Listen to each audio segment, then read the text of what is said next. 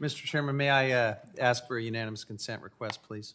Since Mr. Sure. Graves has invited it, I think this is probably a good time to enter all 920 pages of Trump's Project 2025 into the record, where you can see on page 61, for example, the call for giving project proponents more control over regulatory clocks, page 524, for example, which rescinds the Biden rules and reinstates Trump rules under CEQ reforms. For NEPA, page 533, for example, where the Department of Interior is mandated to reinstate secretarial orders under the Trump administration, including time and page limits on NEPA documents. Page 533, for example, where consideration of eliminating judicial review and the challenges to the adequacy of NEPA documents, it goes on, and I would request unanimous Reserving the consent. right to object. I object also. Reserving the right to object. Mr. Chairman, I have a question. How many trees would it take to print that? I'm just... And they didn't even print the secret fourth pillar that's their radical emergency orders for the first 180 days. It's a great question. So, Mr. Chairman, I think President Trump and his campaign has denied any dealings with 2025. Last night he said in the debate that he never has read it, nor does he want to read it. So to say he says that some parts Trump, are good. Excuse me, I've got the floor. To say that this is his project, I think is wrong, and it's wrong to enter it into the records. Mr. Chairman, this is about this committee not even waiting for Donald Trump, actually proceeding now to implement parts of Project 2025. I can't imagine anything more relevant given the subject matter of this hearing, so I will request unanimous consent to enter it into the record so we can demystify this for Mr. Graves and others who seem to think that there's not a direct line. So is there objection to entering the 2025 report that is not the Trump report as stated by Mr. Huffman? Just written by Trump's complete inner circle, but yes. Yes. There is objection. Moving right along, the chair now recognizes the gentlelady from New York, Ms. Ocasio-Cortez, for 5 minutes. I must say I find that surprising. Rarely in the history of this committee or any other have I seen an objection to unanimous consent report for documents regardless of party submitting to it. I do not object to Republican submissions as personally opposed as I am to them on their grounds, including when I think they're factually incorrect. So I find that extraordinarily disappointing. Given the fact that Representative Huffman was not allowed to submit his unanimous consent on Project 2025, perhaps we should talk about it a little bit more. President Trump denied association with it last night. He also said a lot of other things.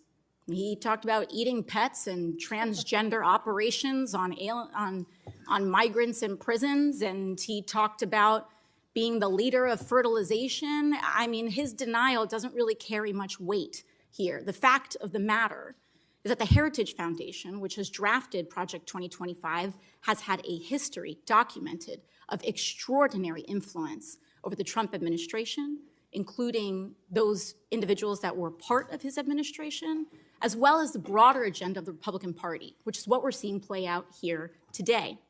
You know, again, I am disappointed, and I would like to seek unanimous consent once again to submit Project 2025 under my personal request. Without objection? So ordered. Thank you very much. Gentlelady's time has expired.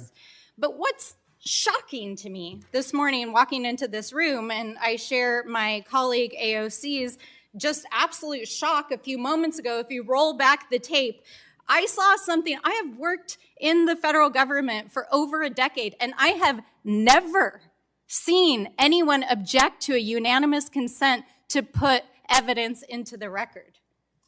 I hope people will take note of that. I've never seen that before. And we had multiple members object to putting Project 2025 in the record today. And what's shocking about that, truly shocking, is first of all, it doesn't even have to be in the record, you guys. It's online. You can just Google it. It's right here.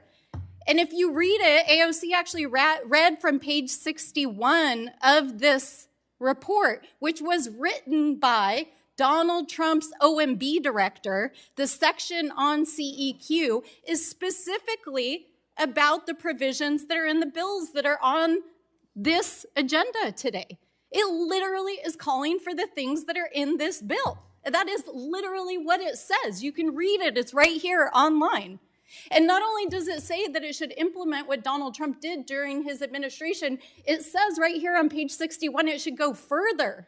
It says that it should use the judicial review that the Supreme Court just put into place by overturning Chevron deference to make it possible for the administration to go further.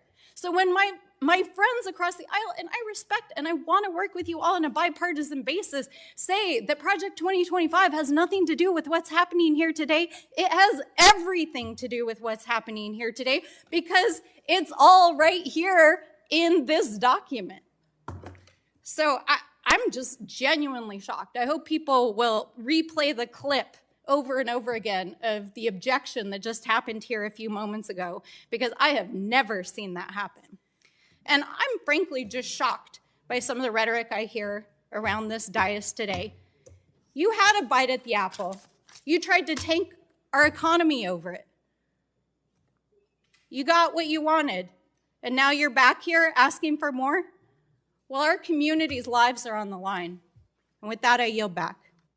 Gentlelady yields back, and to clarify the record, Ms. Stansberry, I'm not sure if you were here when the Project 2025 report was accepted to the record. I think the objection was to something called the Trump Project 2025 report, which if you or Mr. Huffman or anybody else can produce that report, a legitimate report that's not been photoshopped, then we would probably more than likely unanimously accept that to the record too.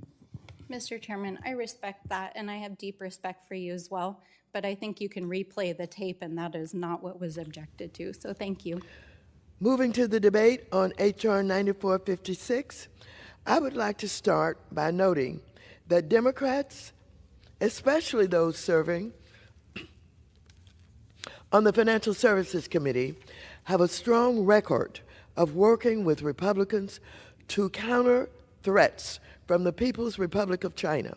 In fact, just yesterday, the House passed 2 bills from our committee.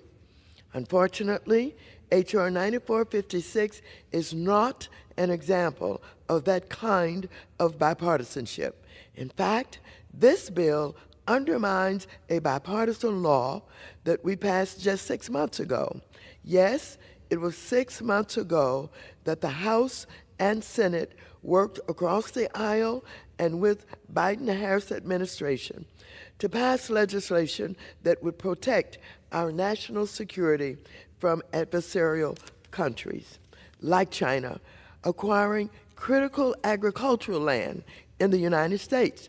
To help review foreign investments involving the U.S. agriculture, this bipartisan law added the Secretary of the Department of Agriculture to the Committee on Foreign Investments in the United States, or CFIUS, which is the interagency committee that determines whether a foreign investment in a United States company or asset could pose a threat to our national security. That law further codified reporting and coordination between the Secretary of Agriculture and CFIUS. I mention this law, Mr. Speaker, because I think my Republican colleagues have forgotten what we did only 6 months ago, and in their rush to pull together bills for the so-called China Week, they appear to have brought up a poorly drafted copy of legislation we already passed. However, in the frenzy to bring this bill to the floor, H.R. 9456 doesn't duplicate the law. Rather, it results in the Secretary of Agriculture having to report countless transactions to the committee that have nothing to do with our national security. Currently, the law provides to the Secretary of Agriculture the support of the United States intelligence community to identify those transactions that may pose a threat to our national security. Inexplicably, H.R. 9456 removes that intelligence community assistance, leaving the secretary to guess which transactions might pose a threat to our national security. Further, unlike the law that was passed just 6 months ago, the bill broadens the scope from, quote, foreign governments and entities of concern, quote, to now include, quote, foreign persons, which means all individuals and entities of China, Russia, Iran, or North Korea. This means anyone with citizenship in those countries, including refugees or people who are here in the United States with green cards or other visas. The bill broad brush approach of targeting individuals from China, North Korea, Russia, and Iran amounts to just racial profiling. This bill's focus is similar to the restrictive, xenophobic real estate laws passed in a number of states, like Florida, where citizens of the same countries are banned from buying property, and which has resulted in numerous instances of discrimination. It is for this reason that this bill is opposed by the Congressional Asian Pacific American Caucus, the National Iranian American Council, AAPI Hate, Asian Americans Advancing Justice, the National Council of Asian Pacific Americans, the Asian American Scholar Forum, and the American Civil Liberties Union. The Biden-Harris administration has also put out a statement of administration policy opposing the saying that it is, quote, inconsistent with CFIUS process and would not be implementable as drafted, end quote. Mr. Speaker, these deficiencies taken together will divert precious resources from CFIUS targeted national security reviews. This is a bad bill that harms the bipartisan work we already passed this year and will sow divisions among neighbors across America. For these reasons, I will vote no, and I reserve the balance of my time.